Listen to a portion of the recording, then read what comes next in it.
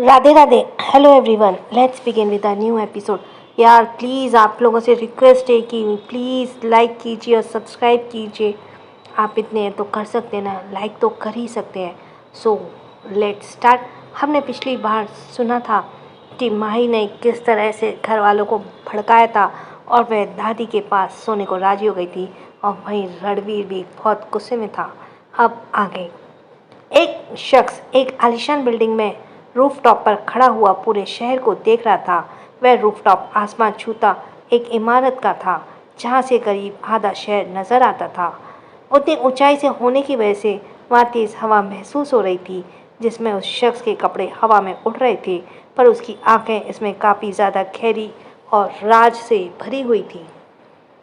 पर कोई और नहीं, ब्लैक स्टोन था वह। वहीं उसके पीछे ही एक चेयर पर धीरेन्द्र शेखावत बैठे हुए थे, सिगार की कश ले रहा था, और उसके पीछे ही कुछ आदमी भी खड़े हुए थे। दोनों ही इस वक्त कुछ सोच रहे थे, तभी वहाँ पर एक और शख्स की एंट्री हुई। उसने आते ही सबसे पहले धीरेन्द्र शेखावत की तरफ देखा और रूफटॉप की रेलिंग के पास खड़े हुए ब्लैक स्टोन को। उसने धीरेन्द्र शेखावत के सामने ही दूसरी चेयर पर बैठते हुए कहा, इस तरह से अचानक बुलाने का मतलब जान सकता हूँ मैं? यह शख्स कोई और नहीं, रहेजा था। धीरज शेखावत ने एक नज़र रहेजा की तरफ देखा और फिर ब्लैक स्टोन की तरफ देखते हुए कहा, अब बताओ क्यों बुलाए यहाँ पर? ब्लैक स्टोन पीछे की तरफ पलटा और उसने अपनी खैरी उन नज़रें उन दोनों पर डालते हुए कहा, बात ही ऐसी थी, तुम दोनों को बुलाना तो बनता था। कहकर वह भी जाकर वहाँ रखी तीसरी चेयर पर बैठ गया। धीरेन्द्र शेखावत ने कहा, तो बोलो क्या कहना है? क्या हमारे प्लान में से रिलेटेड कोई बात है? तो ब्लैक स्टोन ने एक शैतानी स्माइल के साथ कहा, बिल्कुल। सबसे पहले अपने दुश्मन की कमज़ोरी पर वार करो, वह जंग का पहला असूल होता है। रईजे ने भी उसकी बात का समर्थन करते हुए कहा, यह तुम सही कह रहे हो। धीरेन्द्र ने कहा, कहना क्या चाहते हो? जो भी कहना है साफ साफ कहो। ब्लैक स्टोन एक मिस्टीरियस स्माइल के साथ कहता है, जाने अनजाने रणवीर रजावत की कमज़ोरी हमारे सामने आ ही गई। तुम सब समझ रहे हो ना कि मैं उसकी बात कर रहा हूँ? तो धीरेन्द्र ने कहा, हाँ, तुम उसकी बीवी माही की बात कर रहे हो ना? तो रहेजा ने कहा, मुझे नहीं लगता है कि रणवीर सिंह रजावत कभी भी किसी भी इंसान को अपनी कमज़ोरी बनाएगा, और एक लड़की को तो कभी नहीं। ब्लैक स्टोन ने कहा, पर सच यही है, हर इंसान की कोई ना कोई वीकनेस होती है, और उसकी वीकनेस है माही। रईजे ने कहा, तो क्या तुम अब माही को टारगेट करोगे? तुम जानते हो ना कि वह कौन है फिर भी? ब्लैकस्टोन ने कहा, मेरे लिए पैसा और मेरी पावर कहीं ज़्यादा मायने रखती है, लेकिन अपने दुश्मन को ख़त्म करने के लिए अगर किसी की कुर्बानी देनी भी है तो वह दे सकता हूँ, वह भी आसानी से। धीरेन्द्र कहता है, तो बताओ हमें क्या करना है? ब्लैक स्टोन ने कहा, वही जो मैं तुम्हें करने के लिए कह रहा हूँ। क्यों कि अब वह जिम्मेदारी मैं तुम पर सौंप रहा हूँ, क्योंकि उस अधिराज रजावत के सामने जब उसका ही परिवार बिखरेगा तब वह पूरी तरह से टूट जाएगा, और टूटा हुआ दुश्मन हारे के सामने समान होता है। उसे जब मर्जी हमला करके हम उसे हरा सकते हैं। रहेजा ने कहा, उसे तोड़ना इतना भी आसान नहीं है, यह बात तुम जानते हो ना? तो ब्लैकस्टोन ने कहा, बूढ़ा हो चुका है वह, पहले से ही कमज़ोर है। तो रहेजा ने कहा, पर तुम रणवीर सिंह रजावत की बात कर रहे हो, वह ताकत है अधिराज रजावत के दोनों पुते उसके कहे दोनों स्ट्रॉन्ग हाथ हैं, जिनके होते हुए कभी भी अधिराज रजावत को झुका नहीं सकते। और रणवीर सिंह रजावत तो तुम जानते ही हो ना, इंसान नहीं शैतान है वो। उसकी इंसानियत सिर्फ अपनी फैमिली के लिए, लेकिन अपने दुश्मनों के लिए वे किसी हैवान से कम नहीं है। रईजा की बात सुनकर ब्लैक स्टोन ठाके लगाकर हंसते हुए बोला, तो इसका मतलब तुम डरते हो उससे? वैसे मुझे पता चला है कि तुम्हारी बेटी राजवीर शेखावत के पास है, और अब तक तुम उसे वापस नहीं ला पाए हो। मुझे लगता है कि वक्त के साथ तुम भी कमज़ोर पड़ते जा रहे हो रहेजा। रईजा ने फ्रस्ट्रेट होते हुए कहा, वह मेरा मैटर है, उसे मैं सुलझा लूँगा, उसकी फिक्र तुम मत करो। तो धीरेन्द्र ने कहा, रहेजा तुम भूल गए हो कि राजवीर से तुम आज भी भिड़ नहीं सकते हो, इसलिए तुमने हमें से हाथ मिलाया। तो अब वह तुम्हारा पर्सनल मैटर कैसे हुआ? मुझे तो यह भी पता चला है कि सोना तुम्हारी कैद से भाग चुकी है। ये सुनते ही रहीजा का चेहरा अजीब सा हो गया और फिर ब्लैकस्टोन ने कहा, फिलहाल एक दूसरे की कमियां निकालना बंद करो और अपने प्लान को फर्स्ट स्टेप के बारे में सोचो। जो कहा है उस पर अमल करो। आगे क्या करना है वह हम आगे सोचेंगे, क्योंकि हम सभी के दुश्मन इतने भी कमज़ोर नहीं हैं, खास करके वह रणवीर। उसके होते हुए अभी भी वह पोजीशन हासिल नहीं कर सकते जिसके लिए मैंने सालों लगा दिए, जिसके लिए मैंने काफ़ी कुछ खोया। कहते हुए ब्लैकस्टोन की आंखों में जैसे खून उतर आया। आदित्य की दूसरी तरफ आदित्य की गाड़ी एक बिल्डिंग के पास आकर रुकी। अदिति ने उस बड़ी सी बिल्डिंग को देखते हुए कहा, आपकी दोस्त यहाँ रहती है? तो अदिति ने कहा, हाँ यहीं रहती है। अदिति ने अपने हाथ में नन्हे से अव्यान को पकड़ा हुआ था जो अभी सोया गया था। आदित्य ने अपनी साइड का डोर ओपन किया और फिर अदिति की साइड का डोर ओपन कर अव्यान को अपनी गोद में ले लिया। अदिति अव्यान को अपनी गोद में संभलते हुए निकली और अव्यान को गोद में लेते हुए बोली, क्या आपकी खास दोस्त है? आदित्य ने कहा, हाँ यही समझो कि कॉलेज फ्रेंड है और हमने हाई स्कूल भी साथ ही किया था। आदित्य अदिति को अपने साथ बिल्डिंग के अंदर ले गया और कुछ ही देर बाद उनकी लिफ्ट 17वीं मंजिल पर आकर रुकी। लिफ्ट खुलते ही वे लोग बाहर आए। आदित्य अदिति के साथ एक अपार्टमेंट के सामने आकर रुका और उसने डोरबेल बजाई। अदिति भी बड़ी एक्साइटेड हो रही थी आदित्य के दोस्त से मिलने के लिए, क्योंकि वह पहली बार था जब आदित्य उसे अपनी किसी फीमेल फ्रेंड से मिलवाने वाला था। कुछ देर में एनी ने डोर ओपन किया। अदिति को देखते ही उसके फेस पे एक बड़ी सी स्माइल आ गई, लेकिन जैसे ही उसने अदिति को देखा तो वह कुछ ही पल के लिए उसकी स्माइल चली गई, लेकिन फिर जल्दी से स्माइल करते हुए बोली, आखिर तुम अपनी बीवी को ले ही आए गए मुझसे मिलाने के लिए। दरअसल अदिति की खूबसूरती देखकर कुछ पल के लिए तो एनी भी थोड़ा जेलस फील करने लगी। अब उसे यही लग रहा था कि शायद अदिति की खूबसूरती की वजह से ही आदित्य ने उसे रिजेक्ट किया होगा। अदिति ने आदित्य की तरफ देखा तो उसने अंदर चलने का इशारा किया। अदिति और आदित्य अंदर आए, लेकिन उससे पहले ही अदिति कुछ कहती एनी जल्दी से आदित्य के गले से लग गई। यह देखकर अदिति को कुछ अच्छा सा फील नहीं हुआ।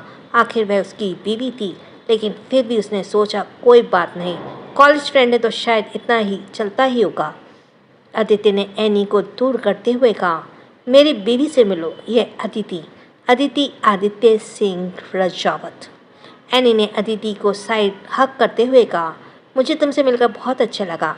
आज तुम्हें देखकर वाकई में लग रहा है कि क्यों आदित्य ने तुम्हें चुना है।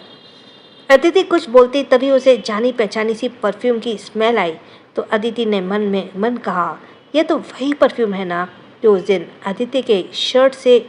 पर आदित्य ने जल्दी ही इस बात को अपने मन से दूर कर दिया और मुस्कुराते हुए कहा, मुझे भी आपसे मिलकर बहुत खुश हुई। एनी ने अव्यान की तरफ देखकर उसे अपनी गोद में लेते हुए कहा, यह तो कितना क्यूट है आदित्य, ये तो बिल्कुल तुम्हारे जैसा लगता है। आदित्य ने कहा, बिल्कुल हैंडसम डैड का हैंडसम बेटा। एनी ने मुस्कुराते कहा, चलो अंदर चलते हैं। सभी लोग अब हॉल में रखे हुए सोफे पर बैठ गए। अव्यान एनी की गोद में रोने लगा, क्योंकि अब अव्यान इतना बड़ा तो हो चुका था, वे अपने और पढ़ाई में फ़र्क कर सके।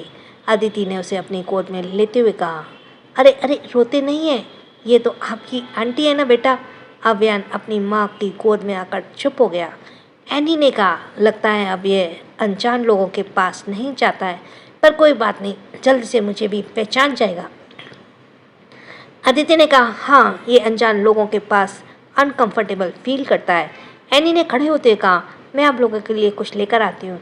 इतना कहकर एनी किचन की तरफ चली गई। तभी अदिति की नज़र अदिति के चेहरे पे गई, जो अव्यान से बात तो कर रही थी, पर उसके चेहरे पे कुछ अजीब से एक्सप्रेशन भी नज़र आ रहे थे, जैसे वह किसी से बात को सोचकर थोड़ी परेशान हो रही हो। आदित्य ने धीरे से कहा, क्या हुआ तुम्हें? क्या तुम्हें एनी से मिलकर अच्छा नहीं लगा? आदित्य की बात सुनकर अदिति ने आदित्य की तरफ देखते हुए कहा, नहीं ऐसी बात नहीं है। तो आदित्य ने कहा, फिर तुम्हारे चेहरे पे परेशानी क्यों नज़र आ रही है? क्या तुम कुछ सोच रही हो? आदित्य ने एक छोटी सी स्माइल के साथ कहा, नहीं आदित्य, ऐसी बात नहीं है, आप फालतू मत सोचिए। अच्छा, एनी क्या हमेशा से यहाँ रहती थी? आदित्य ने कहा, नहीं, ये यहाँ नहीं रहती। ये एनी कुछ दिन पहले यहाँ वापस आई है। उससे पहले ये अब्रॉड में थी। अदिति ने पूछा, क्या उनके परिवार में यहाँ कोई नहीं है? वह लोग कहीं बाहर रहते हैं क्या? तो आदित्य ने अपना फ़ोन देख रहा था। उसने कहा, नहीं, उसके पेरेंट्स की डेथ एक एक्सीडेंट में हो गई थी। अब वह बिल्कुल अकेली है। अदिति ने अफसोस के साथ कहा, उनके लिए कितना मुश्किल हो जाता होगा ना अकेले रहना। परिवार का ना होने का गम क्या होता है, ये मैं अच्छे से जानती हूँ। आदित्य ने अदिति की तरफ देखा, जो थोड़ा उदास नजर आ रही थी। उसने अदिति का हाथ थामते हुए कहा, पर अब तो तुम्हारे पास बड़ी फैमिली है, तो तुम फालतू की अतीत की बातें को मत सोचो। अदिति ने मुस्कुराते हुए अपना सर हाँ में हिला दिया। तभी एनी, जो अपने हाथ में नाश्ते की ट्रे पकड़े हुए वहाँ आ रही थी, अब उसे आदित्य का हाथ अदिति के हाथ में देखा तो कुछ पल के लिए वही रुक गई, लेकिन जल्दी ही मुस्कुराते हुए वहाँ आते हुए बोली, इतना प्यार करते हो अपनी बीवी से कि कहीं भी अकेला नहीं छोड़ते। आदित्य ने कहा, क्यों, अपनी बीवी से प्यार करना गलत थोड़ी ना होता है। वैसे मेरी मानो तो तुम भी अपने लिए लाइफ पार्टनर ढूंढ ही लो। कब तक यूँ अकेले रहोगी?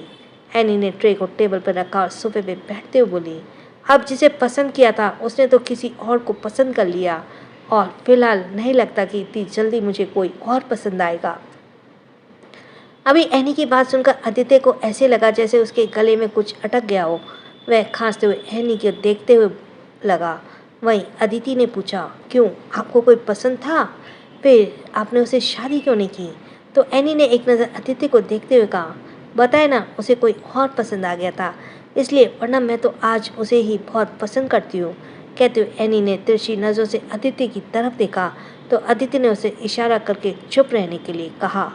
एनी ने बात बदलते हुए कहा, अच्छा, ये सब छोड़ो, अब तुम ये बताओ कि तुम आदित्य को मिली कब? मेरा मतलब कैसे दोनों का मिलना हुआ, वगैरह वगैरह। आदित्य ने कहा, वह सब बहुत लंबी कहानी है, मैं तुम्हें फिर कभी बताऊंगा। अगर अभी बताने बैठा तो पूरी रात गुजर जाएगी। तो एनी ने कहा, हाँ, तो क्या हुआ, मैं भी पूरी रात उस कहानी को सुनने को तैयार हूँ। आखिरकार मेरे इतने हैंडसम दोस्त को अदिति ने कैसे पटाया, मुझे भी तो जानना है। अदिति ने कहा, नहीं, मैंने नहीं पटाया, वह सब तो बस सिचुएशन कुछ ऐसी हुई। दरअसल एनी की बात से अदिति थोड़ा अनकंफर्टेबल हो गई थी। आदित्य ने बात बदलते हुए कहा, अब तुम यहाँ बैठकर बातों से ही पेट भरने वाली हो या हमें कुछ खिलाओगी भी, क्योंकि मुझे अब बहुत भूख लगी है। एनी ने कहा, हाँ, डिनर तैयार है, चलो, मैं डिनर के डाइनिंग टेबल पर लगाती हूँ। कहकर जैसी एनी खड़ी हुई, अदिति भी ने खड़े होते हुए कहा, चलो, मैं तुम्हारी हेल्प करती हूँ। एनी ने मुस्कुराते हुए अपना सिर हाँ में हिलाया तो अदिति भी उसके साथ किचन की तरफ चली गई। अदिति ने आदित्य को पकड़ा दिया। अव्यान आदित्य के पास खेल रहा था। अव्यान जैसे जैसे बड़ा हो रहा था उतना ही वह बातूनी भी होता जा रहा था। उसे हमेशा ही अपने आसपास लोग चाहिए होते थे जो उससे बात करें, इसलिए उसकी किलकारियाँ पूरे हॉल में गूंज रही थी। और इस वक्त से आदित्य को अव्यान पर बहुत ही प्यार आ रहा था। वहीं किचन में अदिति ने खाने की प्रिपरेशन देखते हुए कहा, तुमने इतना सब अकेले बनाया? तो एनी ने मुस्कुराते हुए कहा, हाँ, क्योंकि मुझे कुकिंग का बहुत शौक है। तुम्हें पता है आदित्य को मेरे हाथ का खाना बहुत पसंद था। जब भी वह कुछ दिनों के लिए मेरे घर आकर रुकता था तो हमेशा नई तरह की डिशेस को फरमाइश करता था। अदिति के मन ही मन कहा, आदित्य एनी के घर रुकता था। यह सोचकर ही अदिति को बहुत अजीब सा लगा, कह सकते हैं कि बिल्कुल भी अच्छा नहीं लगा। उसने एक फेक स्माइल के साथ कहा, एनी, लगता है तुम्हारी बॉन्डिंग आदित्य के साथ काफ़ी अच्छी थी, है ना? तो एनी ने कहा, हाँ, काफ़ी अच्छी थी। पूरे कॉलेज में सबसे अच्छी बॉन्डिंग आदित्य और मेरे साथ ही थी। जब तक हम दोनों एक दूसरे से मिल नहीं लेते थे हमारा दिन पूरा भी नहीं होता था। पता है, कॉलेज में सभी को लगता था कि आदित्य और मैं एक दूसरे के फ्यूचर हस्बैंड वाइफ हैं। सभी लोग हमें कपल समझते थे। एनी अपनी ही धुन में बोले जा रही थी, बिना यह समझे कि अदिति ने उसकी बात पर बुरा लग सकता है, क्योंकि अदिति उसकी बीवी थी। अदिति जितनी एक्साइटेड के साथ यहाँ आई थी उसका मन उतना ही खराब हो गया था। पर एनी ने कहा, अरे, तुम्हें पता है, मैं आदित्य के करीब किसी और लड़की को जाने ही नहीं देती थी। क्योंकि तब मैं यही सोचती थी कि आदित्य सिर्फ मेरा है, कहकर एनी मुस्कुराते हुए किचन से बाहर आ गई। वहीं अदिति ये सुनकर वहीं खड़ी रह गई। उसे पता नहीं क्यों ऐसा लग रहा था जैसे एनी अदिति के लिए कुछ फीलिंग रखती है। अब यह एनी जानबूझकर कर रही थी या फिर अनजाने में, यह तो एनी को ही पता था, लेकिन अदिति के मन में उसने कहीं ना कहीं शक डाल ही दिया था। अदिति कहाँ है, वह नहीं आई?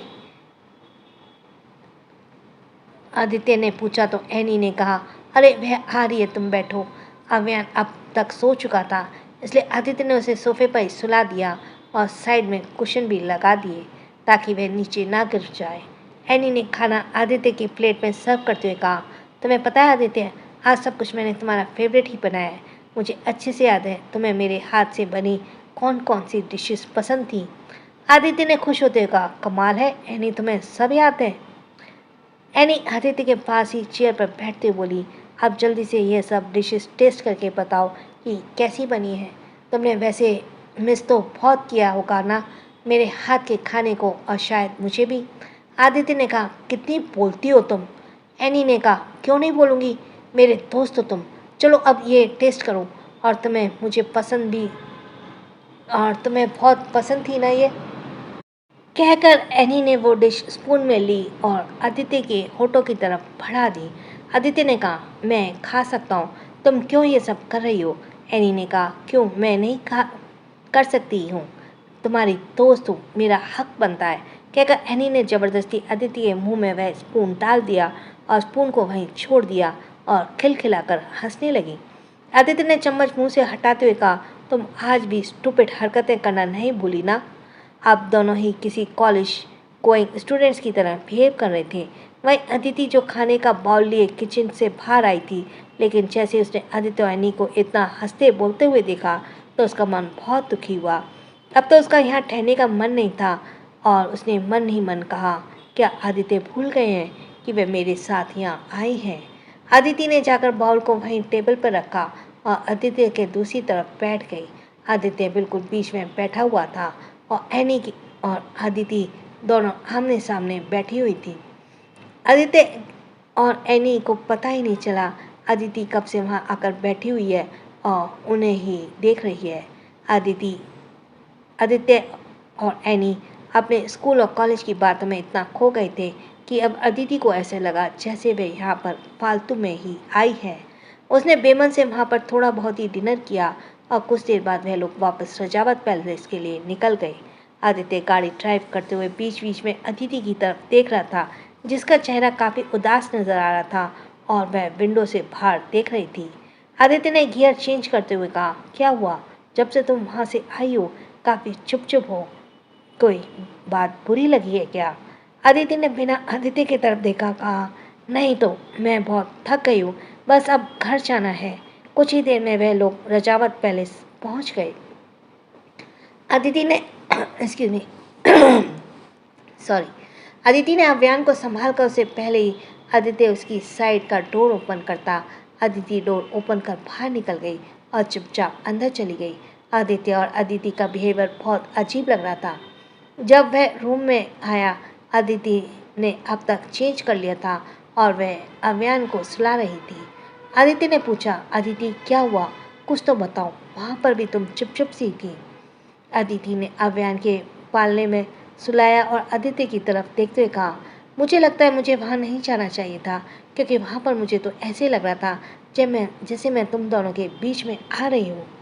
कहकर अदिति जाकर बेड पर लेट गई और खुद को ब्लैंकेट से कवर कर दिया। आदित्य कुछ देर तो चुप रहा, अब जाकर उसे समझ आया कि अदिति क्यों इतनी ज़्यादा उखड़ हुई थी और उखड़ी हुई नजर आ रही थी। वह अदिति के पास बैठा और जैसे ही उसके कंधे पे हाथ रखने के लिए उसने अपना हाथ आगे बढ़ाया, अदिति ने तुरंत ही करवट बदल ली और कसकर अपनी आंखें बंद कर ली। अदिति ने कहा, अदिति मुझे तुमसे बात करनी है, प्लीज़ बात करो। पर अदिति ने आंखें बंद किए हुए कहा, आदित्य मैं बहुत थक चुकी हूँ, प्लीज़ मुझे सोने दो। अदिति ने भले ही अपनी आंखें बंद कर ली थी, लेकिन अब उसकी बंद आंखों से आंसू बहने लगे थे। उसे बिल्कुल भी अच्छा नहीं लग रहा था आदित्य और एनी को इस तरह से उसे इग्नोर करना। अदिति की आदत थी कि वह हाल फिलहाल अपनी इमोशंस किसी के सामने जाहिर नहीं करती थी। वह अपनी परेशानी अक्सर अपने मन तक ही रखती थी। आदित्य समझ गया था कि उसकी बीवी अब उससे नाराज़ है। अब उसे भी एहसास हो रहा था कि वाकई में अदिति को कितना बुरा लग रहा होगा। उसे इस बात का डर लग रहा था, इसलिए वह अदिति को एनी से नहीं मिलवाना चाहता था। अदिति ने फिर आदित्य ने फिर अदिति के मनाने के लहजे से कहा, अदिति प्लीज़, अच्छा सॉरी, मैं तुम्हें वहाँ इग्नोर नहीं करना चाहता था। वो तो बस उससे पुरानी बात छोड़ दी। तो तुम्हें पता है ना, स्कूल और कॉलेज की बातें होती है तो ऐसी ही, जिन्हें हम कभी भूल नहीं पाते। अदिति के अंदर का दबा हुआ गुस्सा अब जेट फट गया। वह झटके से खड़ी हुई आदित्य के आंखों में देखते हुए बोली, और शायद पुराना प्यार भी नहीं भूला जाता ना आदित्य, इसके लिए तुम अपनी बीवी से झूठ भी बोल सकते हो। आदित्य ने हैरानी से कहा, पुराना प्यार? कहना क्या चाहती हो? मेरा कभी कोई प्यार नहीं रहा सिवाय तुम्हारे। अदिति ने कहा, आदित्य प्लीज़ झूठ बोलना बंद करो। उस दिन तुमने मुझसे झूठ बोला कि तुम एक बार में गए थे और वह परफ्यूम की स्मेल किसी और लड़की से तुम्हारे टकराने की वजह से तुम्हारी शर्ट में आ रही थी, लेकिन हकीकत वह परफ्यूम किसी और की नहीं बल्कि एनी की थी। अदिति को ऐसे बोलते हुए अदिति की नज़र चुराई और फिर वापस अदिति की तरफ देखते हुए कहा, वह मेरे मतलब है कि अदिति के ऐसे बोलते ही आदित्य ने नज़रें चुराई और वापस अदिति की तरफ देखते हुए कहा, वह मेरा मतलब है कि आदित्य को समझ नहीं आ रहा था कि वह क्या बहाने बनाए। तो अदिति ने एक फीकी सी स्माइल के साथ कहा, अक्सर कर छुपाया वही जाता है आदित्य, जहाँ कुछ गलत होता है। अगर तुम मुझे साफ तौर पर बता देते कि तुम अपनी दोस्त एनी से मिलने गए थे तो वह परफ्यूम की स्मेल तुम्हारी दोस्त एनी की थी तो शायद मुझे इतना बुरा नहीं लगता, लेकिन तुमने बात छुपा के लिए मुझसे झूठ बोला। इसका मतलब साफ है ना कि तुम ना जाने कितने झूठ मुझसे बोल चुके होंगे। क्या एनी जानबूझकर आदित्य के मन में शक डाल रही है? Thanks for listening. छोटों का प्यार, बड़ों का सम्मान, लाइक करते जाना, सब्सक्राइब करते जाना। राधे राधे।